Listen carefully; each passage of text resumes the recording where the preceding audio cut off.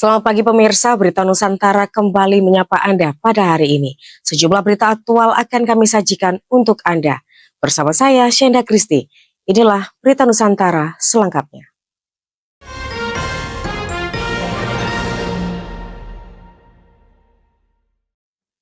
Balai Besar Taman Nasional Bromo Tengger Semeru menutup sementara aktivitas wisata kawasan saat libur Hari Raya Nyepi dan Lebaran 2025. Balai Besar Taman Nasional Bromo Tengger Semeru menutup sementara aktivitas wisata saat libur Hari Raya Nyepi dan Lebaran 2025. Kepala Tata Usaha Balai Desa TNBTS menjelaskan penutupan dilakukan untuk menghormati perayaan 2 hari besar keagamaan tersebut.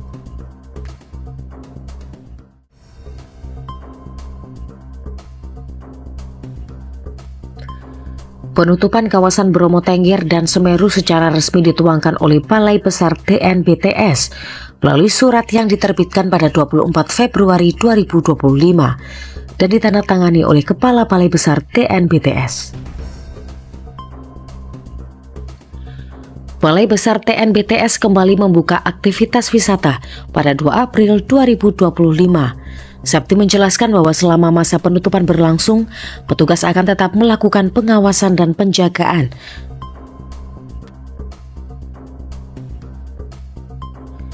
Langkah tersebut dilakukan untuk mengantisipasi adanya masyarakat yang mencoba masuk ke salah satu kawasan wisata unggulan. Dia juga mengimbau apabila masyarakat akan berkunjung ke destinasi wisata, membeli tiket secara daring dengan menyesuaikan waktu pembukaan. Demikian laporan Java TV melaporkan.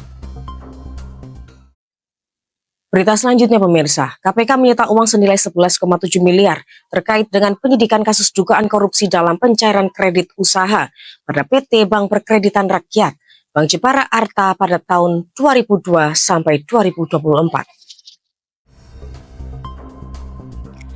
Komisi Pemberantasan Korupsi menyita uang senilai 11,7 miliar rupiah terkait dengan penyidikan kasus dugaan korupsi dalam pencairan kredit usaha pada PT Bank Perkreditan Rakyat Bank Jepara Arta pada tahun 2022 sampai dengan 2024. Juru bicara KPK menjelaskan penyitaan tersebut dalam rangka memulihkan kerugian negara akibat pencairan kredit fiktif pada PT BPR Bank Jepara Arta pada tahun 2022 hingga 2024. Sejak perkara bergulir, Tesa menuturkan penyidik telah melakukan penyitaan terhadap 5 unit kendaraan jenis Fortuner, CR-V, dan HR-V, 130 bidang tanah dan bangunan senilai 50 miliar dan uang tunai sebesar kurang lebih 12,5 miliar rupiah. KPK menyampaikan terima kasih kepada para pihak dan peran serta masyarakat yang membantu kelancaran kegiatan penyitaan. Penyidik akan terus mengejar aset-aset milik tersangka, baik yang dikuasai keluarga tersangka maupun pihak lain. Demikian laporan Java TV melaporkan. Masih di Berita Nusantara, Sekretaris Jenderal PDIP Hasto Kristianto menyatakan kondisinya dalam kondisi baik-baik saja selama menjalani penahanan oleh KPK. Sekretaris Jenderal Sekjen PDIP Hasto Kristianto menyatakan kondisinya dalam kondisi baik-baik saja selama menjalani penahanan oleh Komisi Pemberantasan Korupsi.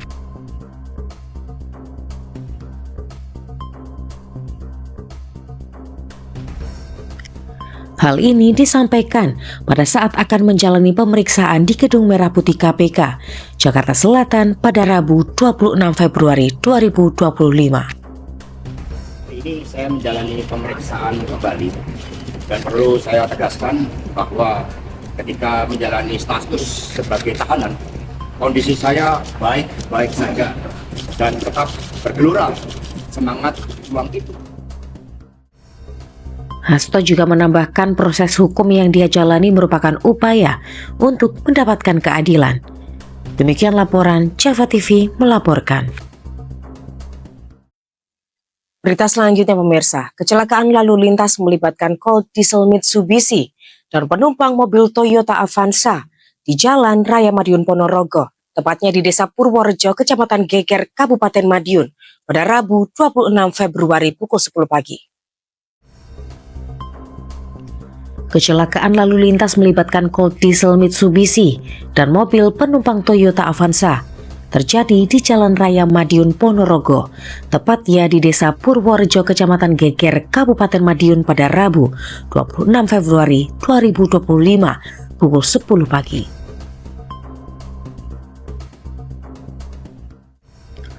Kanit Gakum Satlantas Polres Madiun Ibda Roni Susanto mengungkapkan bahwa kecelakaan diduga terjadi karena sopir truk hilang kendali atau kurang konsentrasi saat berkendara.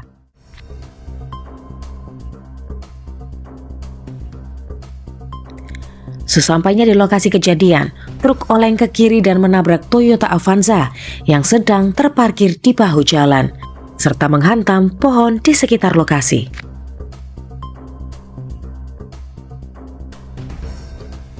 Akibat tabrakan tersebut, kedua kendaraan mengalami kerusakan parah. Supir truk mengalami luka-luka dan segera dilarikan ke rumah sakit terdekat. Sementara pengemudi minibus tidak mengalami luka. Demikian laporan Java TV melaporkan. Masih di berita Nusantara, hujan dengan intensitas tinggi berdurasi lama menyebabkan banjir di Kabupaten Mojokerto dan Sidoarjo, Provinsi Jatim pada Senin 24 Februari 2025. Hujan dengan intensitas tinggi berdurasi lama menyebabkan banjir di Kabupaten Mojokerto dan Sidoarjo, Provinsi Jawa Timur pada Senin 24 Februari 2025. Kepala Pusat Data Informasi dan Komunikasi Kebencanaan Badan Nasional Penanggulangan Bencana Abdul Muhari mengatakan, sebanyak 3 kecamatan di Kabupaten Mojokerto antara lain Kecamatan Tawar Blandong, Gemelagi, dan Jetis terendam banjir.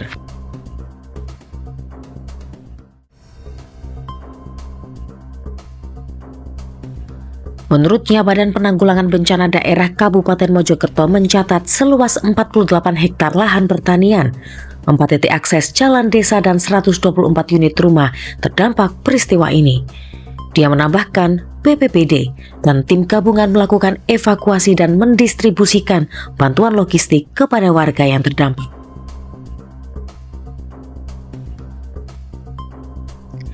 Sedangkan di Kabupaten Sidoarjo, hujan lebat memicu beberapa sungai meluap dan merendam 5 kecamatan, yakni Kecamatan Tanggulangin, Rian, Sidoarjo, Porong, dan Candi.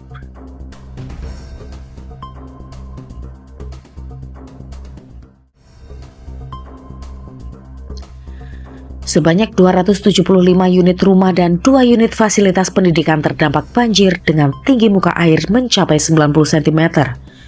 BPBD Kabupaten Sidoarjo dan tim gabungan mengaktifasi rumah pompa dan 1 set pompa di Kecamatan Tanggulangin. Demikian laporan Java TV melaporkan. Baik pemirsa, informasi tadi sekaligus menjadi penutup perjumpaan kita hari ini. Saya Syanda Kristi dan segenap tim redaksi yang bertugas pamit undur diri. Selamat pagi, salam Berita Nusantara.